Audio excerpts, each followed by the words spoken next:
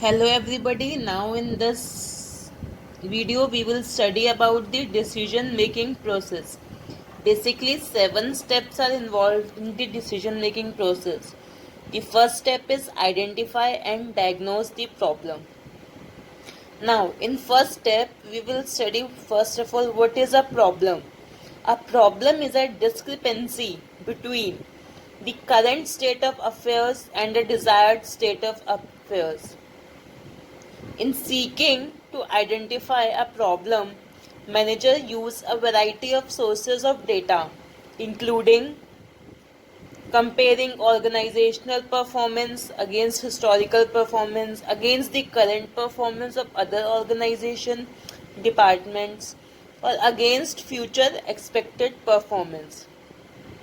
Before taking action, the problem needs accurate diagnosis. So, wow, what does diagnosis include? Diagnosis involve assessing the true cause of the problem by carefully selecting all relevant material and discarding information which is not relevant to the problem at hand.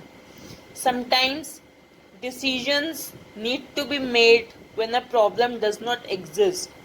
For example, a company might want to grow rapidly to capitalize on market opportunities and will have to decide on what route to take. Now, the second step is identifying alternative solution. In this, after having identified and diagnosed the problem, the next step for an organization is to identify the range of alternatives to solve the problem. Managers should try to identify as many alternatives as possible in order to broaden options for the organization. In generating alternatives, the organization may look forward toward the ready-made solution that have been tried before or custom-made solution that have to be designed specifically for the problem at hand. Now, as returning to the example of an organization seeking growth opportunities, identifying all the alternative is critically important when making a choice about a certain course of action. Some of the alternatives which are open to the company for the growth opportunities are growth through acquisition, growth through establishing an overseas facility, using an agent to market and distribute the product abroad, growth through diversification of the existing product line. Now all the alternatives have been identified. Now the third step is evaluating the alternative. In this step, consideration should be given to the advantages and disadvantages as well as the cost and the benefits associated with each option.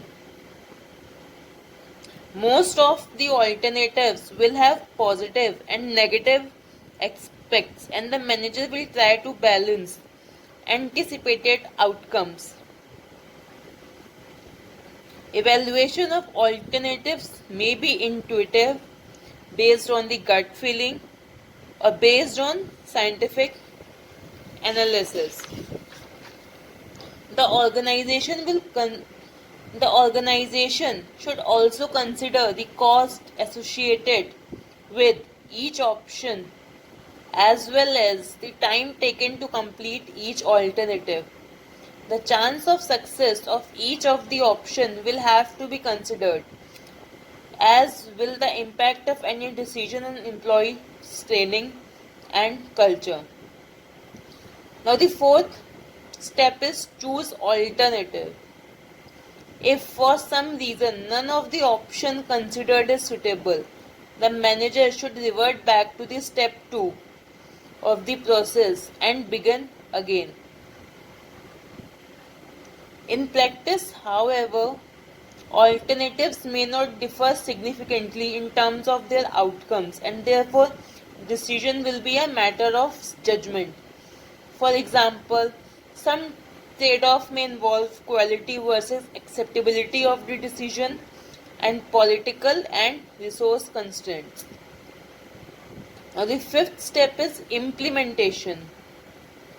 The best alternative is worth nothing if it is not implemented properly. In order to successfully implement a decision, manager must ensure that those who are implementing it fully understand why the choice was made, why it is being implemented, and are fully committed to its success.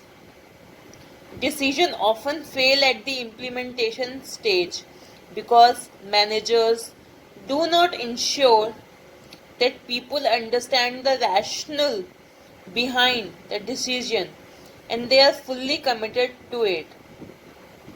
Now, the sixth step is evaluation. Once the decision is implemented, it needs to be evaluated to provide feedback. The process of evaluation should take place at all managerial levels. This step allows managers to see the results of the decision and to identify any adjustments that need to be executed. In almost all cases, some form of adjustment will be made to ensure a more favorable outcome. Evaluation and feedback are not one-off activities. They should form part of the ongoing process.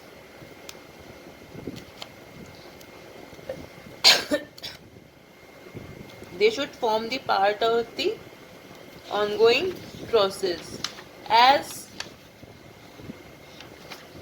conditions change, decisions should be reevaluated to ensure that they are still the most appropriate for the organization.